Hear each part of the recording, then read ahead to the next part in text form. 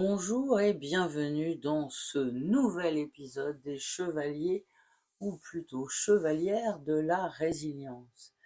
Dans cet épisode, on va voir comment c'est important de se reconnecter à son corps et à ses émotions. Je m'appelle Stéphanie Schulman, je suis coach et équicoach et je connecte les chevaux et les personnes pour prendre soin de l'humain.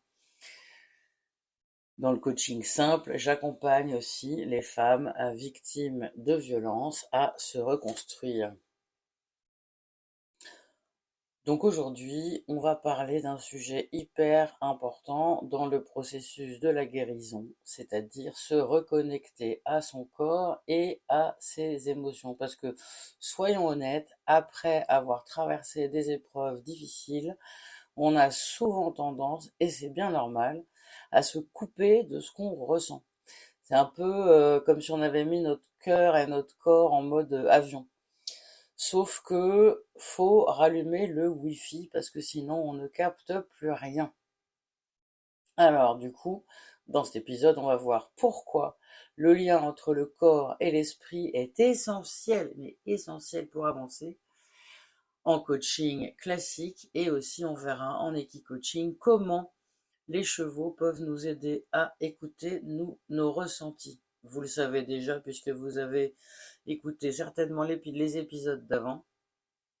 Les chevaux sont bien meilleurs que nous pour écouter leurs ressentis et ont tout à nous apprendre. Nous avons tout à apprendre d'eux. On verra aussi comment des exercices concrets pour reprendre contact avec soi et avec son corps sont possibles en douceur et sans pression. Alors, respirez bien, c'est parti pour cette belle exploration intérieure.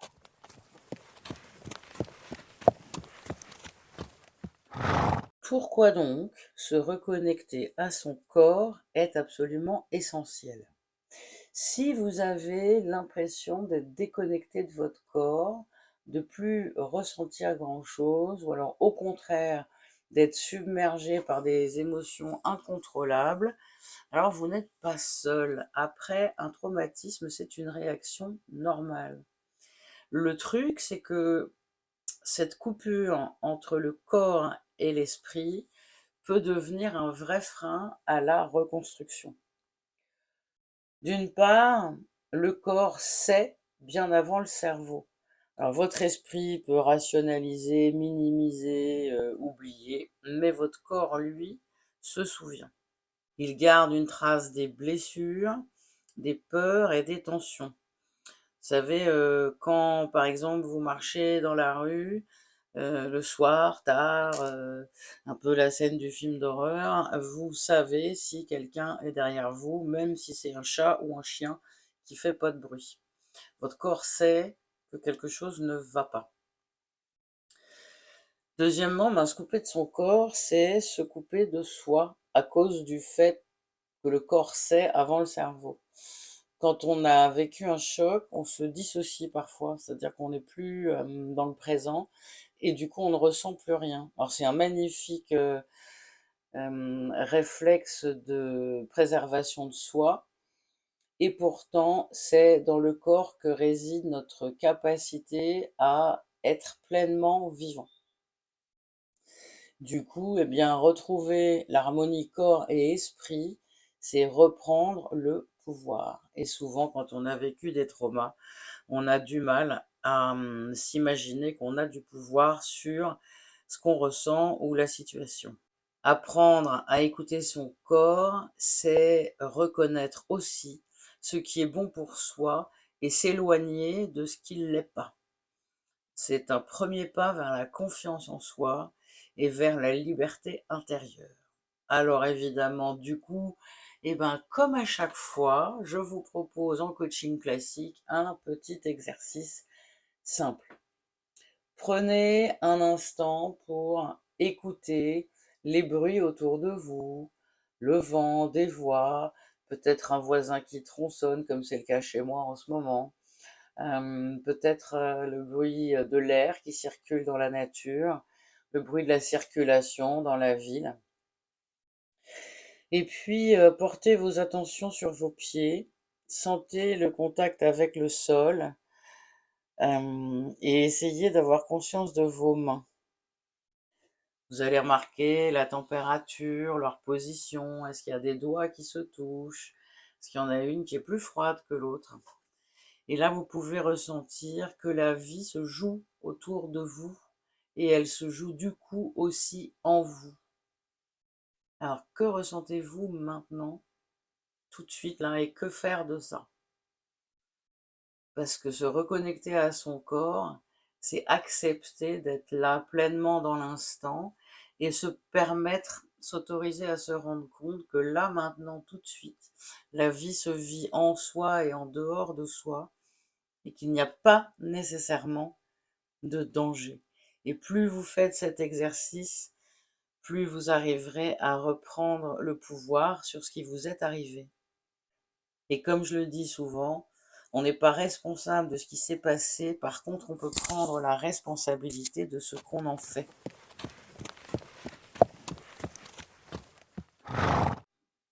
Comment les chevaux nous aident à écouter nos ressentis?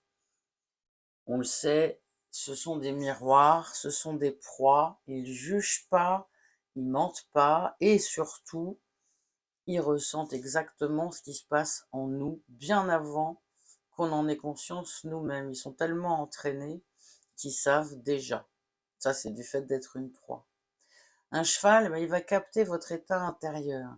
Si vous êtes tendu, il le sent, il va peut-être même s'éloigner. Si vous êtes présente, alignée avec vos émotions, cohérentes, il va le percevoir aussi. Comme on ne peut pas faire semblant avec un cheval, il nous invite à être pleinement soi-même, sans masque et juste maintenant. Un peu comme dans l'exercice précédent où on se reconnecte au présent pour voir que la vie se joue en dehors de nous et en nous simultanément. Le cheval va nous aider un peu comme un guide de pleine conscience. Alors pour établir une vraie connexion avec un cheval, il faut juste être ici et maintenant. Si votre esprit vagabonde trop, s'il y a un décalage entre ce que vous ressentez et ce que vous montrez, il ne va pas répondre parce que ça va le gêner, parce qu'il ne comprendra pas. Et ça, justement, c'est ça qui est bien avec le cheval, c'est que ça nous pousse à écouter le corps, les sensations et les émotions. J'aime beaucoup cet exercice de la respiration en miroir parce qu'il est facile à faire.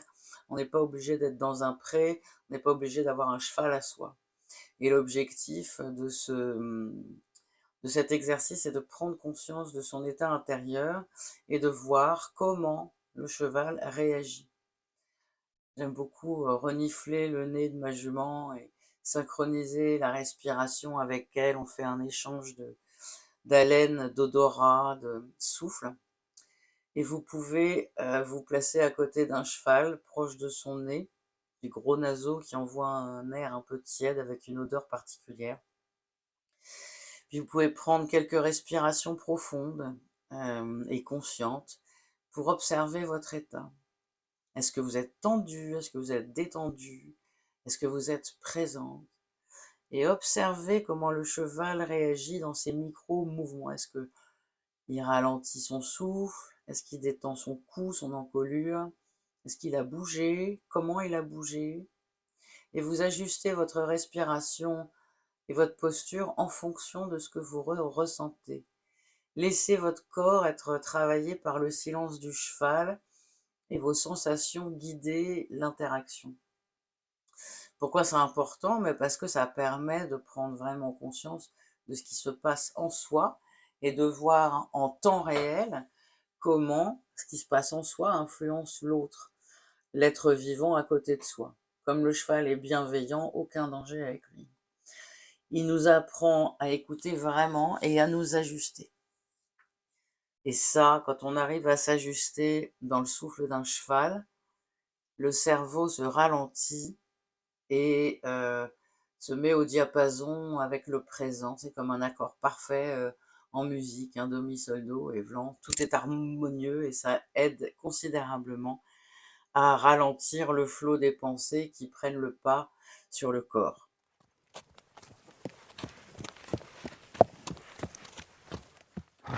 Un deuxième exercice que vous pouvez faire, c'est de vous laisser vous guider par votre ressenti, c'est-à-dire apprendre à faire confiance à vos sensations et à ajuster votre énergie. Vous pouvez fermer les yeux, ressentir votre corps, votre posture, votre respiration, votre niveau d'énergie. Vous pouvez même lui donner un chiffre.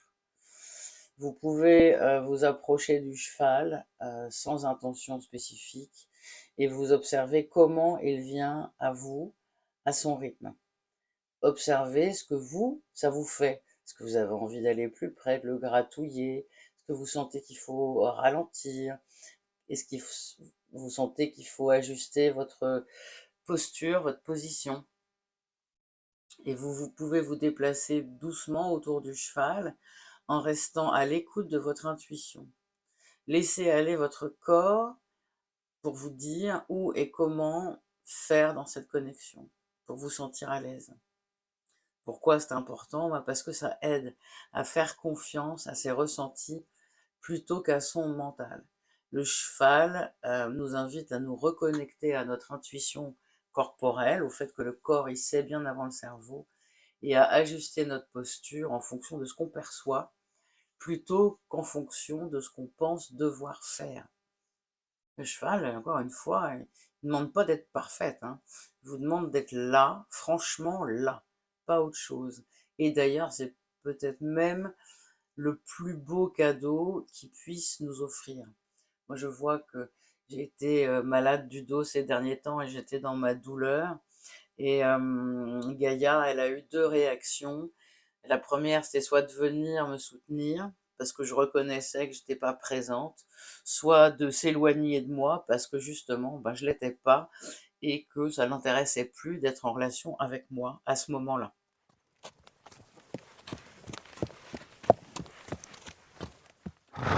Alors, pour conclure, sur la reconnexion à soi, des émotions à son corps, et d'apprendre à faire confiance à son intuition en écoutant les sensations corporelles. Ce qu'on a vu aujourd'hui, c'est qu'après un traumatisme, c'est fréquent de se couper de son corps et ses émotions. C'est un super mécanisme de défense qui est utile pendant un temps. Mais si on l'érige en solution et qu'on le rigidifie, il est fréquent que ça nous coupe complètement et que ça devienne le problème d'après. Pourtant, retrouver cette connexion-là, c'est une clé véritablement essentielle pour se reconstruire. En coaching classique, on va utiliser des exercices de pleine conscience, des ancrages corporels, des respirations guidées pour réapprendre à écouter ses sensations et pour les apprivoiser. On va aussi travailler sur l'identification des émotions et leur expression, c'est-à-dire le fait de les nommer et de voir comment elles se manifestent dans le corps, et on va le faire avec douceur, à son rythme. En coaching, on va encore plus loin parce que le cheval, lui, ne triche pas. Comme il reflète notre état intérieur, il nous oblige à être pleinement présent et à ressentir plutôt qu'à trop réfléchir, qui est souvent une bonne chose. On apprend avec lui à ajuster notre énergie, à nous faire confiance, qui est essentiel, quand on est à l'écoute de notre corps et qu'on ne le juge pas.